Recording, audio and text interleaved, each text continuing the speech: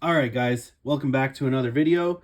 Today, I saw a question in my comment section on one of my videos.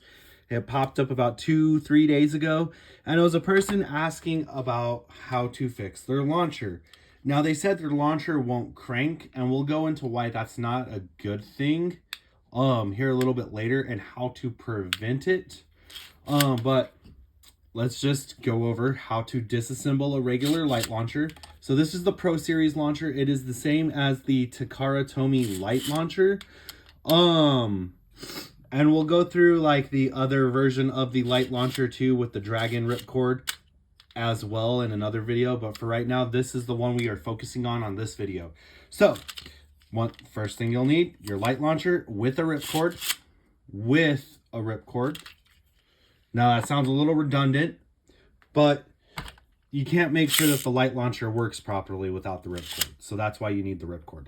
So we need the light launcher with the ripcord, a pair of tweezers. Now this is optional. You don't need the tweezers, but it can help in cases. And a tech driver kit. You don't need the whole kit, but this is nice. So with a regular tech kit, you're going to be spending about like $7 and you only get like a few bits. Whereas like, say your some of your bays with springs inside the layer, this kit comes with the tri-wing screwdriver that you'll actually need to take apart the layer to get the spring unstuck. So it is a nice little added bonus to have that little tri-wing screwdriver. And I'll show you what I'm talking about here right now. Let me find the bad boy. Here we go. Yep, the tri-blade screwdriver, boom. Like I said, it's a nice little bonus because with, for instance, like Archer Hercules or any other bay that has protruding blades that get stuck, or even burst stoppers, because some bays still have burst stoppers, some layers still have burst stoppers. Say that burst stopper gets stuck, this is a good way to fix it. And you need the tri-wing screwdriver to do so. So it's very nice. And, you know, I paid $10, whereas like a normal set will cost you like $4 or $5, and you'll get like maybe 2 Phillips and 1 flathead and a peg driver. This is honestly more worth it. It's $10, and I can show you real quick what I'm talking about. So here's all the little bits that come with it. So for $10, you get your money's worth. All right, so you need this, or at least something similar. Don't use a regular Phillips head screwdriver. You're just gonna over torque the screw hole and strip it. So you need something like this where it's very fine tuning and you can turn it with the palm of your hand or just like barely turn it. All right, and you'll need a couple of bits. You'll need the Phillips PZ1 bit, and you'll just want the biggest flathead standard screw bit that you have. And let's get into taking this bad boy apart. So of course you remove the ripcord. We're going to put the ripcord off to the side right here because we don't need it right now. And we'll put, I like using a stadium because, you know, stadiums are nice to hold things and it's a decent surface area, especially if you're using, like me, I use blue stadium. I'm using the first gen stadium right now for burst, but I always use a brightly colored stadium. That way I can track down where the screws are, because the screws are silver. So the silver on blue pops out pretty noticeable. So I always recommend using like a blue stadium, a bright blue stadium, because look, you can see the screw right there. A bright blue, brightly colored stadium. Don't use yellow because the silver actually mutes itself on the yellow. I always recommend like a bright color, like green, blue. If you have a blue stadium, blue stadiums are awesome for doing this because the silver pieces just pop right out and you can see it. So after you take out the 2 screws, and one thing I want to mention right now too is when you go, the reason why I'm using the PZ1 bit is because it fits perfectly right in that hole. I barely have a little bit of movement, but it's more pivoting movement than it is actual movement inside the screw. And the reason why I'm using that bit over than a number 2 is because when I back out the screw, there's no movement on that bit versus the screw. So I always recommend that. Make sure when you go to remove the screw or tighten it, that there's no movement inside the hole, inside that cross hole of the screw, because otherwise you're going to strip out the screw. So after you take out the screws, you'll take off this front plate. Then after you take out the front plate, we can put that front plate back there. Then what you'll do is you'll take off the top plate. And then when we have the top plate, there's an inner plate. We'll take that inner plate out. And here is the full mechanism of the driver. So right away we have the upper star. And what that does is that locks into place with the locking mechanism. And we have our spring right here. We have the locking mechanism right there. And we have our lower teeth for connecting to the launcher. And I'll show you how that connects right now. So that connects like so.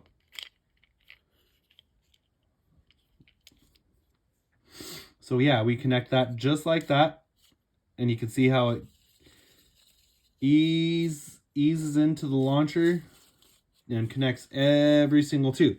So now that we have the launcher mostly disassembled, let's disassemble it for, well, there's something wrong with the launcher purposes. My launcher is not broken in any sense of the means, but I've had broken launchers in the past. And what I do with those launchers is I actually save the good parts.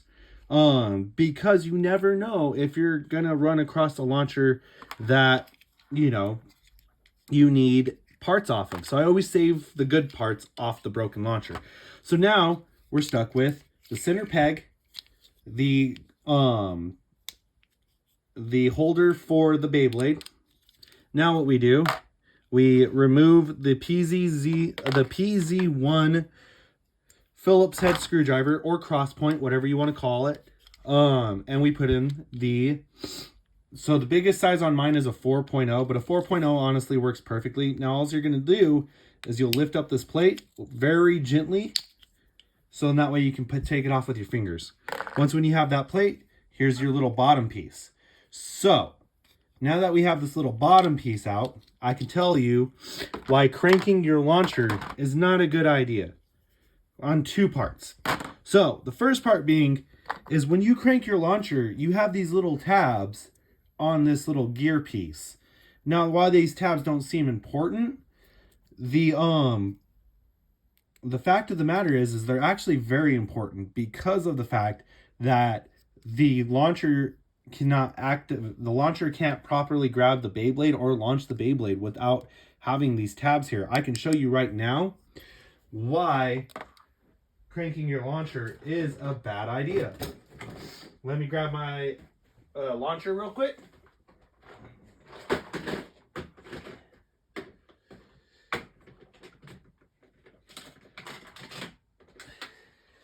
All right, guys. So as you can see, I have my first gen Excalius launcher, right? That comes with Siege Excalius. Now, as you can see, it still holds the bay, but because something's loose in there, you can tell that something's loose because of how it wiggles a lot.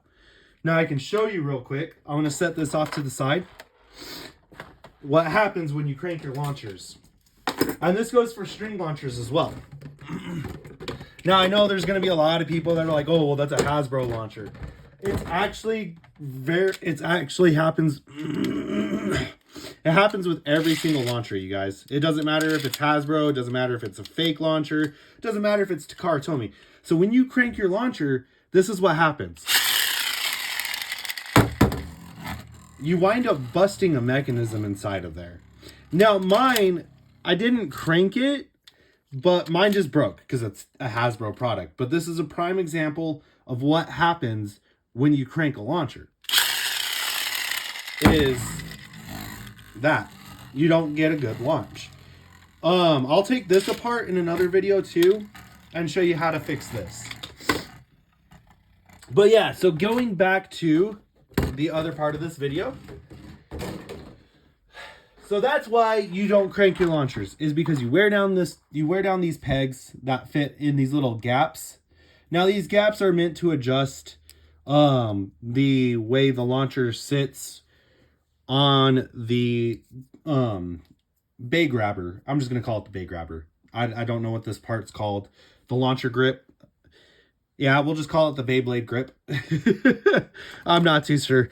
I don't know what that part's called. So the other reason why cranking your launcher is not a good idea, and what I mean by cranking your launcher, and we'll use a light launcher for this. We'll use a crappy little Hasbro light launcher because we all know they suck already. So now, this is going to be cringe for all of you who know what I'm talking about.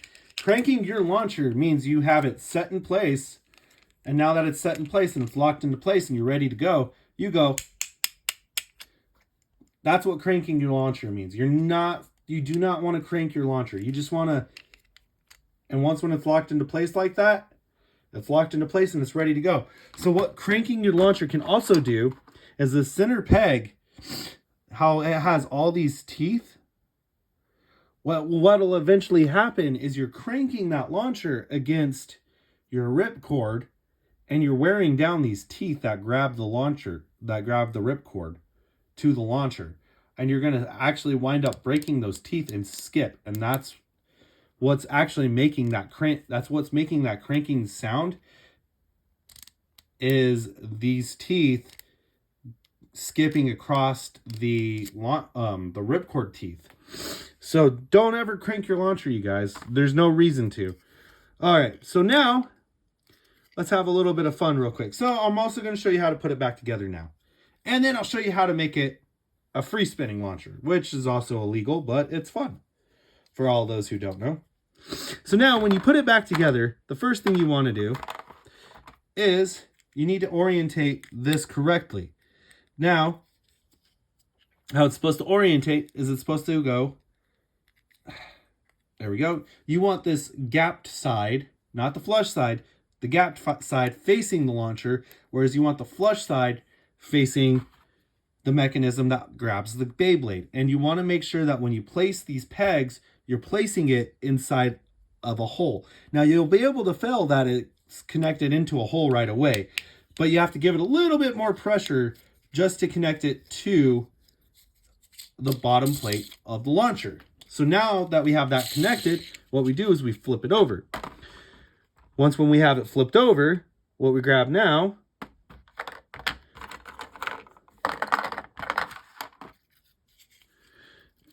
so the other thing why I like these little tech drivers is because they're magnetic.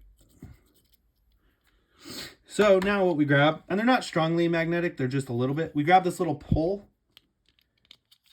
Okay, we put that pole back in place. Now the spring mechanism sits on this little gap right here, this little ledge that's right underneath my fingertip, and I'll show you.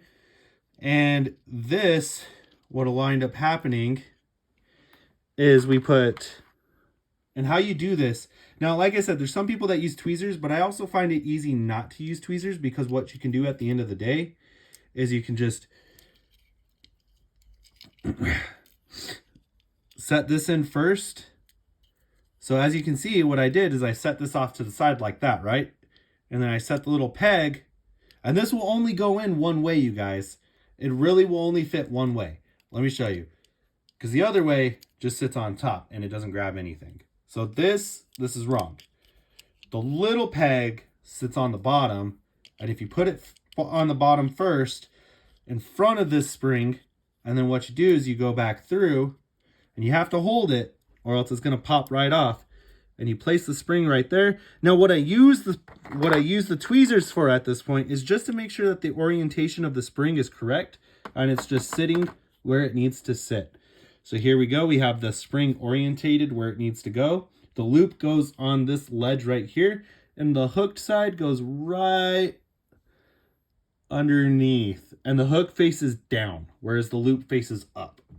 So now what we do is we grab the little top cap, we push the stopper off to the side, like so, and we bring that down.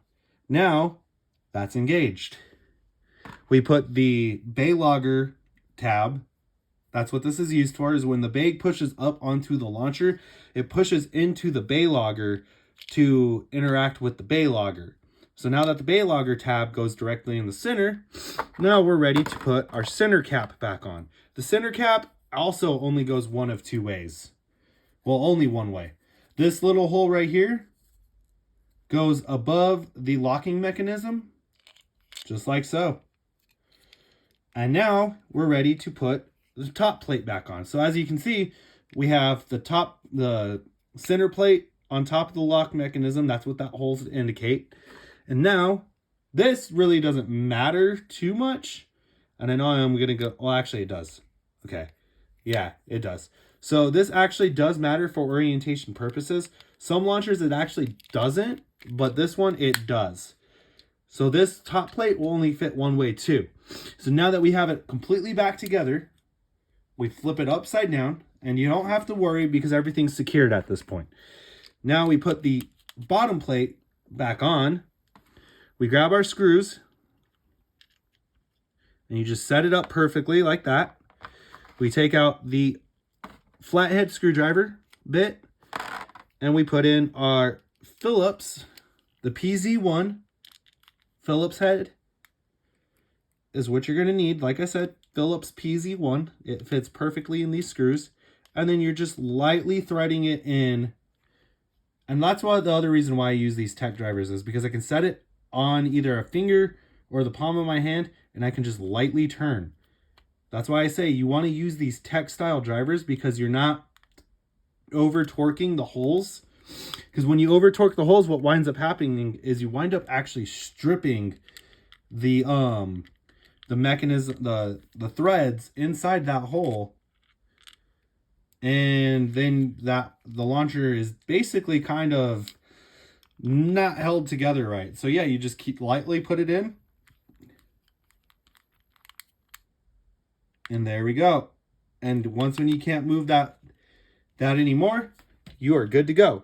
So now that we have it fixed, we set it back up. And like I said, you don't crank your launcher. It's literally, do not crank your launcher, you guys. You will break them. And it's literally, you put the bay on the little grip, and 3, 2, 1, let it rip. Now your light launchers suck. You're only gonna have a short amount of power coming out of them. So now, say you don't want the stop in there. That's an easy thing to do. So what we do now is we take this back apart. And we don't have to take it all the way apart. We're just taking the screws out. So you just take the screws out.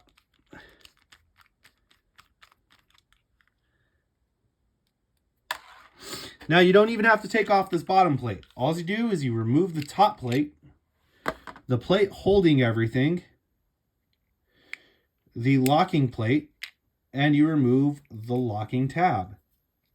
Now, what you wind up doing is you can put the spring in this little gap right here, and your locking tab right there. You put the locking plate back on, and now you have a free spinning launcher.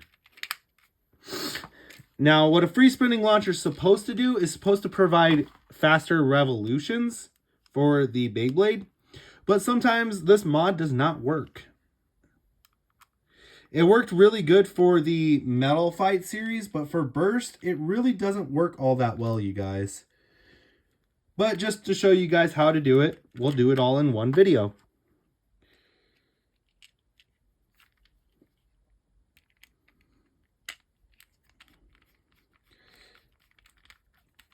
All right.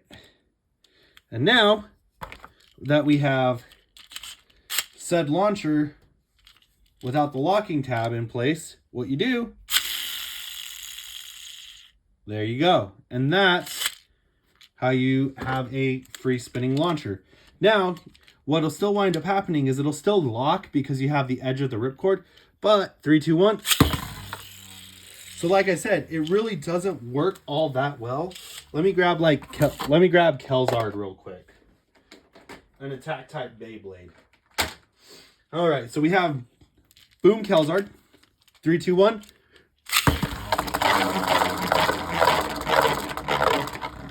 So for the Pro Series launcher, it actually works. So I had the Kerbeus DX set from Takara Tomy, and it came with the light launcher, and that light launcher was trash with the free spinning launcher gimmick. 3, 2, 1. But these little Pro Series launchers, they're not bad with it. So now, say you want to just put it back together, you know, because you're taking it to like a local tournament and you can't have it free spinning. Like I said, all you got to do is we take it back apart. And like I said, notice I'm not putting that much pressure on that screw. So we take this back apart. We don't even need to worry about this bottom plate because we're not taking it all the way apart. And we just take off that top plate, the middle plate, and we dump out the contents. So like I was saying, and we take off the top gear plate. So like I was saying, the orientation of this spring, you guys, needs to sit like this. The loop goes like so, and the hook also goes like this. So this is the orientation of the spring.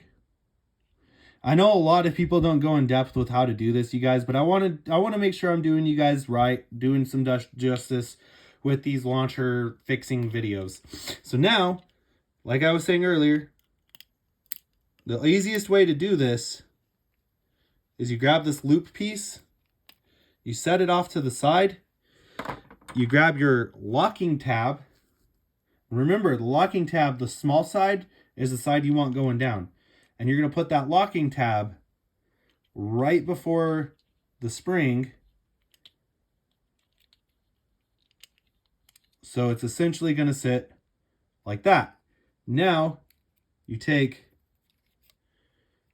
your spring and put it back in its place right there. And it sits nicely.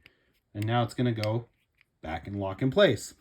You put the locking gear back on, the mid plate, the upper plate, and your screws. And I know this is a 20-minute video, guys. It should be like a 5-minute, but like I said, I've seen some really bad videos on this, and trust me, my videos before were pretty bad too. Go take a look at them. They're very cringeworthy. Like it's cringeworthy, you guys. My older videos were cringeworthy. There was one nice person saying that, saying something nice, but I think it was just more or less to be nice. But yeah, so now it doesn't spin anymore. When you try and go back, it locks in place. And like I said, don't crank your launchers, you guys, because what winds up happening is you wind up stripping those gears when you crank your launchers. So I hope you guys found this video very informative, and I hope it works for you guys. And